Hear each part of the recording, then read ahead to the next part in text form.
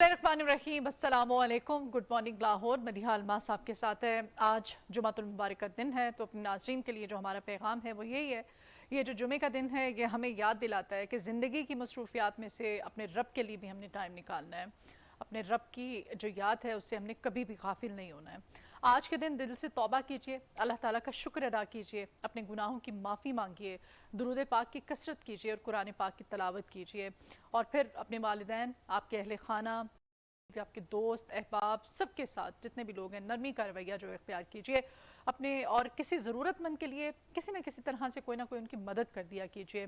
किसी भूखे को चाहे खाना खिला दें, किसी दुखी दिल को खुश कर दें, किसी के लिए अगर कोई परेशान है तो उसके साथ प्यार के दो मीठे बोल दीजिए, उसको सुन लीजिए ताकि उसका कैथारसिस हो जाए। ये भी इस तरह से एक नेकी होती है, किसी के दिल का गुबार निकल जाता है। लेकिन इसका मतलब ये नहीं कि अगर वो किसी के बारे में आपसे कोई बात शेयर कर रहा है तो वो बात आपके पास उसकी अमानत है, तो आपने अमानत में ख़यानत नहीं करनी है और वो बात जो है वो दूसरे तक नहीं पहुंचानी है।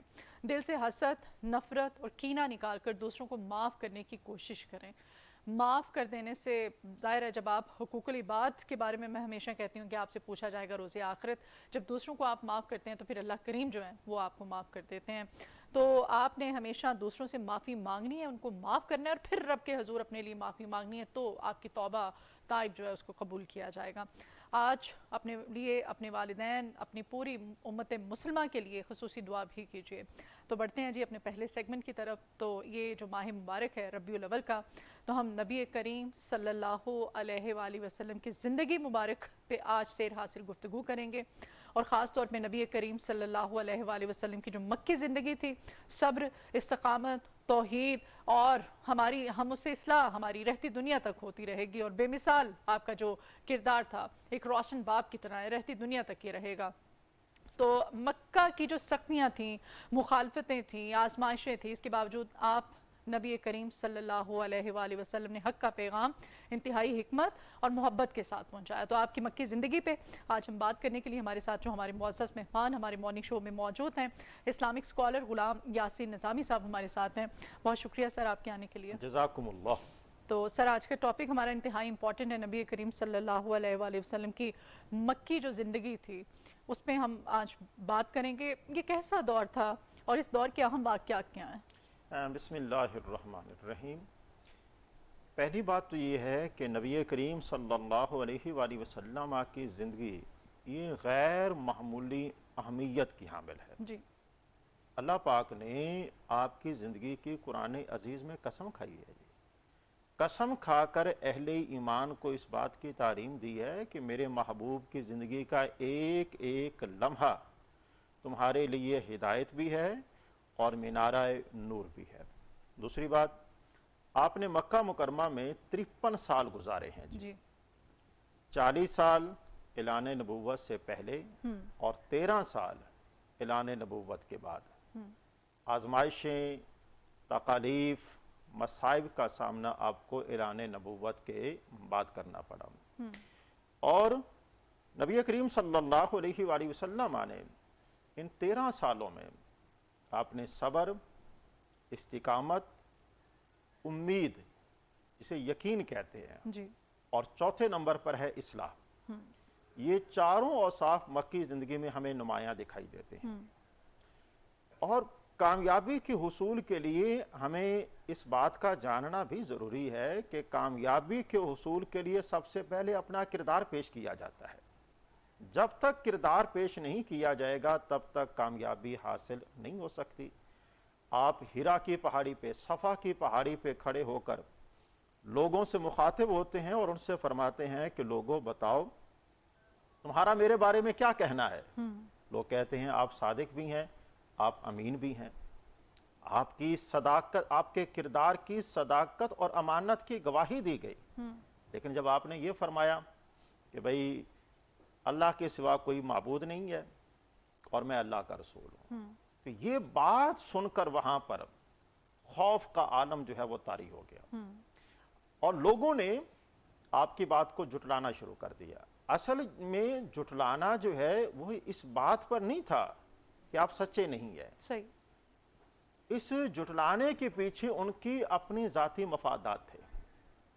देखिए बसा औकात हम लोग ہم لوگوں کو پتہ ہوتا ہے کہ یہ سچ ہے، لیکن اس سچ کو ہم اپنے مفادات کے لیے جھٹلا دیتے ہیں۔ لیکن اللہ کے پیارے حبیب صلی اللہ علیہ وآلہ وسلم نے ذاتی مفادات کو نہیں دیکھا، آپ نے دیکھا تو اللہ کی وحدانیت اور ان اوصاف کو دیکھا، اور سب سے بڑی بات یہ ہے اصلاح۔ جی دیکھیں، ہم لوگ جب کسی کی اصلاح کرنا چاہتے ہیں اور اگلا آدمی ہمارا مخالف ہو جائے تو ہم اسے ختم کرنے کی کوشش کرتے ہیں، لیکن یہاں پر اصلاح یہ ہے کہ آپ ان کے حق میں دعاؤں کا اہتمام کر رہے ہیں۔ آپ یہ فرما رہے ہیں کہ اے اللہ ان کو قائم رکھ، جس طرح طائف میں آپ تشریف لے گئے، وہاں کے لوگوں نے آپ کے ساتھ ناروا سلوک کیا، لیکن آپ اللہ کے بارگاہ میں کیا کہتے ہیں؟ جی مخالفت ہے۔ اور ہم لوگ دیکھیں، ہماری سوسائٹی میں مخالفت کا مطلب یہ ہے کہ ہم اپنے جو سامنے والا ہے اس کے وجود کو برداشت نہیں کرتے۔ جی ہاں، لیکن نبی معظم شفیع مکرم کی ذات پر قربان جائیں، آپ نے فرمایا اے اللہ امید دیکھیے، یقین دیکھیے، یہ میری ذات پر ایمان نہیں لاتے، ان کی آنے والی نسلیں جو ہے وہ مجھ پر ایمان لائیں گی۔ کیا خوبصورت طریقہ کار ہے! اور یہ صبر ہے، صبر میں جلد بازی نہیں ہوتی، صبر آپ کو کامیابی کی طرف ضرور لے کر جاتا ہے۔ احادیث مبارکہ میں صبر کی جو تعریف کی گئی ہے وہ یہ ہے کہ صبر تو روشنی ہے۔ جب آپ تاریک اندھیرے راستے میں پھنس جائیں، آپ صبر کیجئے، وَإِلَى اللَّهِ تُرْجَعُ الْأُمُورِ، سارے کے سارے معاملات آپ اللہ کے سپرد کر دیں، نتیجہ کیا نکلے گا؟ اللہ پاک آپ کو کامیابی عطا فرمائے گا۔ یہاں پر ایک اور بات بھی میں عرض کرنا چاہوں گا، یہ نہیں ہے کہ اللہ پاک جو ہے اس کی طرف سے کوئی تاخیر ہوتی ہے، حقیقت میں ہم لوگ جلد بازی میں ہوتے ہیں۔ اچھا، ہم لوگ جلد بازی میں ہوتے ہیں۔ اللہ کی طرف سے ہر شے کا ایک وقت مقرر ہے۔ میں ایک مثال دوں گا، ہم لوگ کہتے ہیں کہ بڑی دعائیں کی ہیں، دعا میں قبولیت نہیں ہوئی، بڑی تاخیر ہو گئی ہے۔ تاخیر دعا میں نہیں ہوتی، حقیقت یہ ہے کہ ہماری طرف سے جلد بازی ہوتی ہے۔ ہم لوگ جلدی میں ہوتے ہیں، لیکن ان 13 سالوں میں صبر، استقامت، اور استقامت کے ساتھ یقین کہ میں جو دعوت دے رہا ہوں یہ دعوت سچی ہے اور اس دعوت نے ہر صورت میں کامیاب ہونا ہے۔ وَقُلْ جَاءَ الْحَقُّ وَزَهَقَ الْبَاطِلُ إِنَّ الْبَاطِلَ كَانَ زَهُوقًا۔ آپ تنہا ہے، آپ کے ساتھ 2 عظیم شخصیات، ایک سیدہ خدیجہ الکبریٰ جو آپ کے گھر کی حفاظت کر رہی ہیں، اور دوسرے بیرونی جو سازشیں ہیں، حملے ہیں، ان سے حفاظت کرنے والی ذات جناب سیدنا ابو طالب کی ذات ہے۔ جی تو یہ دیکھیں، آپ اکیلے ہیں، پھر آہستہ آہستہ لوگ آپ کے ساتھ جمع ہو جاتے ہیں، اور جمع ہو جانا اور اس کے بعد اس مشن پر قائم رہنا، استقامت اختیار کرنا، حقیقت میں یہی ہمیں مکی زندگی کے اندر نمایاں دکھائی دیتا ہے۔ اور یہی وہ اوصاف ہیں کہ جن اوصاف کی بدولت ہم اپنی زندگی کو بہتر بنا سکتے ہیں، ایک اچھے مسلمان بن سکتے ہیں، سوسائٹی کے لیے ایک مفید فرد بن سکتے ہیں، اپنے ملک کے لیے ایک مفید شہری وہ بن سکتے ہیں۔ اچھا، نبوت ملنے کے بعد مکہ کے لوگوں کا جو پہلا ری ایکشن تھا وہ کیا تھا؟ انہوں نے تو سب سے پہلے جب یہ بات سنی نا، وہ مانتے تو تھے کہ آپ اللہ کے سچے رسول ہیں، ان کے دل جو ہیں وہ اس بات کی شہادت دیتے ہیں، لیکن حقیقت بات کیا ہے؟ جس طرح کہ میں نے ابھی آپ کے سامنے ایک بات عرض کی تھی، وہ ان کو آپ کے سچ بولنے میں یا سچے ہونے میں کسی قسم کا کوئی اندیشہ نہیں تھا۔ اصل میں نا ان کی سرداریاں جو ہیں وہ خطرے میں پڑ گئیں، ان کا کاروبار اور تجارتی مراکز جو ہیں، کیونکہ وہ ظلم پر مبنی تھا، اور وہ سرداریاں جو تھیں وہ خطرے میں پڑ گئیں۔ انہوں نے کہا کہ اگر ہم ان کو نبی اور رسول مان لیں گے تو ہماری سرداری جاتی رہے گی، ہمارا کاروبار جو ہے وہ ٹھپ ہو جائے گا، ہمارا یہ جو نظام چل رہا ہے یہ نظام جو ہے وہ درہم برہم ہو جائے گا۔ اصل میں انہوں نے اپنے مفادات کو دیکھا، وگرنہ وہ جانتے یہ بھی تھے کہ آپ اللہ کے سچے نبی اور سچے رسول ہیں۔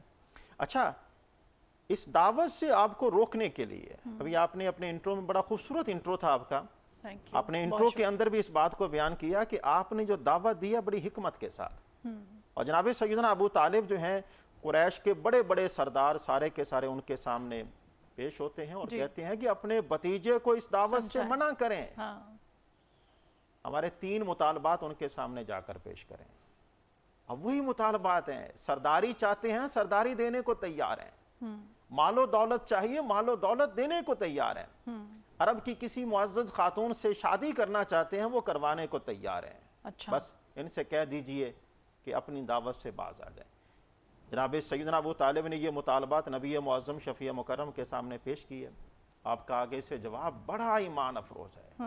آپ اپنے چچا جان سے فرماتے ہیں چچا جان مان لیجئے اس بات کو, مان لیجئے اس بات کو, اگر یہ والے لوگ میرے دائیں ہاتھ پہ سورج اور بائیں ہاتھ پہ چاند رکھتے ہیں, دیکھیں یہ ناممکن بات ہے, مان لیجئے اگر ایسا بھی یہ کر دیں اور اس کے باوجود بھی مجھے کہہ دیں کہ آپ لا الہ الا اللہ کہنا چھوڑ دیں, تو خدا کی عظمت کی قسم ہے میں نہ تو لا الہ الا اللہ کہنا چھوڑوں گا نہ اس کی دعوت دینا وہ چھوڑوں گا. جی سبحان اللہ. تو یہ وہ تعلیم ہے جو مکی زندگی کے اندر ہمیں نمایاں دکھائی دیتی ہے. اس انکار کے بعد کیا ان کا جو قریش والے تھے ان کا پھر کیا انہوں نے کیا مشکلات پیدا کی, کس طرح کی ہرڈلز کریٹ کی, کیا مظالم کیے؟ اللہ اکبر اللہ اکبر, ایسے ایسے مظالم جن کا تصور بھی نہیں کیا جا سکتا. ان مظالم کا تعلق جو ہے وہ آپ کی ذات بابرکات کے ساتھ, آپ کی فیملی کے ساتھ, آپ کے دوست احباب کے ساتھ, یہاں تک کہ ان مظالم کی بدولت آپ کے جو سب سے پہلے جو ایمان لانے والے لوگ ہیں انہیں حبشہ کی جانب اپنے ایمان کی حفاظت کے لیے 2 دفعہ ہجرت کرنا پڑی. ایک دفعہ تو اکیلے گئے تھے, دوسری دفعہ وہ فیملی کے ساتھ گئے تھے.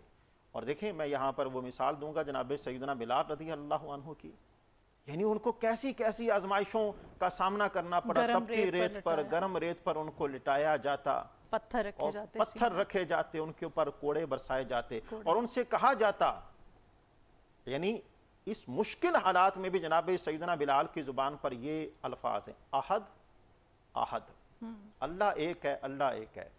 تو انہوں نے کہا جی آپ احد احد کہنا چھوڑ دیں. آپ نے فرمایا میرے جسم کی کھال تو اتر سکتی ہے پر میں اللہ کا نام لینا ترک نہیں کر سکتا. بعض لوگ ایسے تھے کہ جن کو گھروں کے اندر معصور کر دیا گیا. جناب سیدنا عثمان غنی, ان کے چچا جان نے کہا کہ جب تک آپ اس دعوت کو ترک نہیں کریں گے تب تک میں آپ کو گھر سے باہر نہیں نکالوں گا. ان کا سوشل بائیکاٹ کیا گیا. جس طرح کہ شیب ابی طالب کے اندر نبی معظم شفیع مکرم جناب یعنی بنو ہاشم اور بنو عبد المطلب, یہ 2 قبیلے تھے, 2 خاندان تھے, اور ان کا سوشل بائیکاٹ کیا گیا کہ آپ نے ان تک کھانے پینے کی کوئی چیز بھی پہنچنے نہیں دی گئی. لیکن دیکھ لیجئے اس سوشل بائیکاٹ کے اندر بھی اللہ کے پیارے حبیب نے صبر کا دامن نہیں چھوڑا. قرآن عزیز میں ہے, اللہ پاک فرماتا ہے وَلَا نَبْلُوَنَّكُمْ بِشَيْءٍ مِّنَ الْخَوْفِ وَالْجُوعِ وَنَقْصٍ مِّنَ الْأَمْوَالِ, یعنی ہم تمہیں خوف کی وجہ سے, بھوک کی وجہ سے, مالوں میں کمی کی وجہ سے آزمائیں گے. تو حقیقت میں یہ آزمائش ہے, اور جب آدمی آزمائش میں سے گزر رہا ہو اس کا پتہ کیسے چلے گا؟ اس کا رجوع اگر اللہ کی طرف ہے تو اس کا مطلب یہ ہے کہ وہ آزمائش میں ہے, اور اگر اس کا رجوع جو ہے وہ شکوہ و شکایت یا اللہ سے ہٹ کر ہے تو اس کا مطلب یہ ہے کہ وہ سزا میں ہے. اور ان حالات کے اندر نبی کریم صلی اللہ علیہ وآلہ وسلم آپ کی فیملی کھجور کے پتوں پر گزارا کرتے تھے, یہاں تک کہ جو دوسرے لوگ تھے ان کو کھانا پہنچانا, پانی پہنچانے بھی نہیں دیا جانے دیتا تھا. ان 3 حالات میں جو ان 3 سالوں میں جو اللہ کے پیارے حبیب نے تکالیف برداشت کی ہیں, وہ ہمارے لیے جب ہمارے سامنے وہ تکالیف آتی ہیں تو حقیقت یہ ہے کہ ہمیں اپنی تکلیفیں جو ہیں وہ بھول جاتی ہیں. اور یہ ہمارے لیے ایک سبق ہے کہ جب ہمیں زندگی میں, دیکھیں زندگی میں آپ کو تکلیفوں کا سامنا ضرور کرنا پڑے گا جی, اور مختلف آئے روز مختلف تکلیفوں کا سامنا کرنا پڑے گا, لیکن ہر تکلیف کے اندر, ہر مصیبت کے اندر آپ نے صبر اور استقامت کا دامن ترک نہیں کرنا ہے. اچھا, شیب ابی طالب کا واقعہ کیا تھا اور اس مشکل وقت میں مسلمانوں نے کس طرح سے پھر صبر و استقامت کا مظاہرہ کیا تھا؟ دیکھیں جی, شیب ابی طالب کے اندر نبی کریم صلی اللہ علیہ وآلہ وسلم صرف آپ نہیں, آپ کی زوجہ محترمہ سیدہ خدیجہ الکبریٰ, آپ کی صاحبزادیاں, آپ کے عزیز رشتہ دار جناب سیدنا ابو طالب کی اولاد, وہ بھی اس میں شامل تھے. اچھا, یعنی بنو ہاشم کے سارے افراد, بنو عبد المطلب کے سارے افراد وہ اس شیب ابی طالب, الشیب کہتے ہیں گھاٹی کو, اور یہ جناب سیدنا ابو طالب کی اپنی ملکیت میں تھی. جناب سیدنا ابو طالب کا اصل نام عمران ہے, لیکن کیونکہ ابو طالب کے نام سے وہ جانے جاتے تھے, اسی نسبت سے اس شیب کا نام جو ہے, اس گھاٹی کا نام جو ہے وہ شیب ابی طالب ہے. اور اس کے اندر نبی کریم صلی اللہ علیہ وآلہ وسلم کو نہ صرف نفسیاتی تکالیف کا سامنا کرنا پڑا, دیکھیں اس سے بڑھ کر اور کیا بات ہو سکتی ہے, آپ کے کردار کے اوپر بات کی گئی. آپ کو مختلف ناموں کے ساتھ, وہی لوگ جو کل کلاں کو آپ کو یہ کہہ رہے تھے آپ صادق بھی ہیں, آپ امین بھی ہیں, اور آج وہی ان کی زبانیں جو ہیں وہ ان کی زبانیں جو ہیں وہ آپ کے خلاف ہرزہ سرائیاں کر رہی ہیں، اور نہ صرف یہ کہ آپ کی ذات بابرکات پر بلکہ آپ کی فیملی پر. آپ کی صاحبزادی سیدہ زینب جب ان کو طلاق ہو گئی تو ان کا ایشو جو ہے وہ بڑا اٹھایا گیا تھا جی، اور یہ بھی اللہ کے پیارے رسول صلی اللہ علیہ وآلہ وسلم کے لیے تکلیف کا باعث تھا.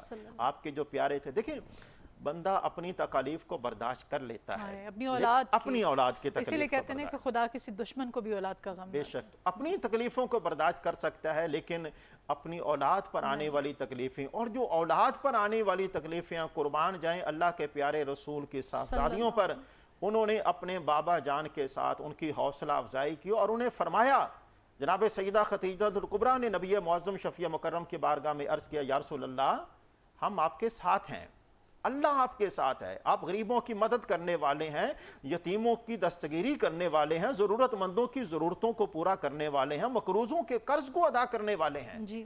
ہم آپ کے ساتھ ہیں، آپ کو ہمارے حوالے سے پریشان ہونے کی ضرورت نہیں ہے. اور کیا خوبصورت منظر ہے، بیٹی جو ہے وہ بھوکی پیاسی ہو اور جب باپ سامنے آئے تو اس کے چہرے پر مسکراہٹ آ جائے، لیکن باپ اس بات کو جانتا ہے کہ یہ حقیقت میں مجھے دکھانے کے لیے کی گئی ہے. اور یہ سارے کے سارے واقعات جو ہیں یہ ہمیں ہمارا فیملی سسٹم جو ہے وہ کیسے بہتر ہو سکتا ہے اس کو بہتر بنانے کے لیے میں یہ عرض کروں گا کہ جب تک ہمارا فیملی سسٹم جو ہے وہ بہتر نہیں ہوگا تب تک ہمارا معاشرتی سسٹم بھی بہتر نہیں ہوگا. تو اللہ کے پیارے رسول صلی اللہ علیہ وآلہ وسلم نے شیب ابی طالب میں ہمیں اس بات کا پیغام دیا ہے کہ آپ انفرادی طور پر، اجتماعی طور پر اللہ کی ذات پر یقین رکھیں. کامیابی اور کامرانی جو ہے وہ آپ کا مقدر ہے، اور اس کے ساتھ ساتھ اصلاح کا دامن جو ہے وہ ترک نہیں کرنا. اگر آپ دوسروں کی اصلاح کرنا چاہتے ہیں تو پہلے اپنی اصلاح کیجئے. جب تک آپ اپنی اصلاح نہیں کریں گے تب تک آپ دوسروں کی اصلاح نہیں کر سکتے. اور اصلاح کا بہترین طریقہ یہ ہے اپنا کردار جو ہے وہ لوگوں کے سامنے رکھیں. مکی زندگی کے اندر نبی کریم کو جب لوگ دیکھا کرتے تھے اپنی تکلیفوں کو بھول جاتے تھے. دیکھیں نبی کریم صلی اللہ علیہ وآلہ وسلم بھوک کے عالم میں اپنے پیٹ پر پتھر باندھے ہوئے تو صحابہ اکرام فرماتے ہیں یا رسول اللہ آپ برداشت کر رہے ہیں، آپ کی تکلیف کے سامنے آپ تو ایک اشارہ کریں تو رب کائنات کیا کچھ نہیں کر سکتا. آپ چاہیں تو پہاڑ آپ کے ساتھ سونے کے بن کر چلیں، آپ چاہیں تو کیا کہتے ہیں مائدہ منو سلوہ اس کا نزول ہو سکتا ہے، لیکن کریم آقا صلی اللہ علیہ وآلہ وسلم کی عظمت پر قربان جائیں. آپ نے فقر کو اختیار فرمایا اور فرمایا میں اللہ کی رضا پر راضی ہوں، مجھے اپنے رب سے کسی قسم کا کوئی گلہ شکوہ اور شکایت نہیں ہے. اچھا یہ بھی بتائیے گا ہمیں عام الحزن، یہ نبی کریم صلی اللہ علیہ وآلہ وسلم کی زندگی کا انتہائی مشکل دور ہے. حضرت خدیجہ الزہرا رضی اللہ تعالیٰ عنہ کا انتقال ہوا تھا، آپ نے رحلت فرمائی تھی اس دنیا سے اسی وجہ سے، اور یہ کہتے ہیں کہ آپ کی زندگی مبارک کا سب سے مشکل دور تھا. بالکل ایسے یہ والا جو عام الحزن ہے یہ نبی معظم شفیع مکرم کی زندگی کا سب سے مشکل ترین یہ وہ وقت تھا، یہ وہ سال ہے. سب سے پہلے آپ کی پیاری رفیقہ حیات سیدہ خدیجہ الکبریٰ وہ دنیا سے چلی جاتی ہیں. ان کے جانے کے بعد جناب سیدنا ابو طالب وہ بھی دنیا سے چلے جاتے ہیں. سیدہ خدیجہ الکبریٰ آپ جب گھر آیا کرتے تھے تو آپ باہر کی ساری باتیں آج قریش نے یہ کہا ہے وہ بتایا کرتے تھے. اور میں کہتا ہوں فرما بردار بیوی کی عظمت پر قربان جائیں، وہ اپنے شوہر کا حوصلہ بڑھاتی ہیں اور بڑھا کر کہتی ہیں آپ کو پریشان ہونے کی ضرورت نہیں ہے، میں بھی آپ کے ساتھ ہوں، میرا رب بھی آپ کے ساتھ ہے. سبحان اللہ، کیا خوبصورت تعلیم ہے. اور فرمایا کہ اے اللہ کے پیارے رسول صلی اللہ علیہ وآلہ وسلم آپ کو غم زدہ ہونے یا پریشان ہونے کی ضرورت نہیں ہے جی. اور دیکھیں فیملی کے اندر، گھر کے اندر جو آپ کو سپورٹ حاصل تھی وہ سب سے زیادہ سیدہ خدیجہ الکبریٰ کی جانب سے. آپ کی اولاد کی تربیت ہو، آپ جب واپس آتے تھے دل سے تسلی دیا کرتی تھیں، یہاں تک کہ اللہ کے پیارے رسول صلی اللہ علیہ وآلہ وسلم آپ فرماتے ہیں کہ بھئی ایک وقت ایسا بھی تھا کوئی آدمی مجھے مال دینے کو تیار نہیں تھا، تو سب سے زیادہ مال کے ساتھ مجھے جس نے نفع پہنچایا ہے وہ سیدہ خدیجہ الکبریٰ ہے. انہوں نے اپنا سارا مال جو تھا، عرب کی بڑی معزز خاتون بھی تھیں اور بہت بڑی تاجرہ بھی تھیں، ملیکۃ العرب جو ہے انہیں کہا جاتا ہے جی. لیکن جب اپنا سارے کا سارا کچھ اللہ کے پیارے رسول کے قدموں پر نچھاور کر دیا. اور میرے کریم آقا کی عظمت پر قربان جائیں، آپ ہمیشہ ان کو اچھے الفاظ کے ساتھ مخاطب فرمایا کر. اچھا خدیجہ ایسی تھیں، وہ ایسے کیا کرتی تھیں، यानी जो घरेलू मामलात थे, घरेलू मामलात में आपके लिए राहत का सामान सैयदा खदीजतुल कुबरा की तरफ से, और जो मुआशरती मामलात थे, बाहर वाले जो हमले थे, उन हमलों का दिफा करने वाली ज़ात जनाब सैयदना अबू तालिब की ज़ात।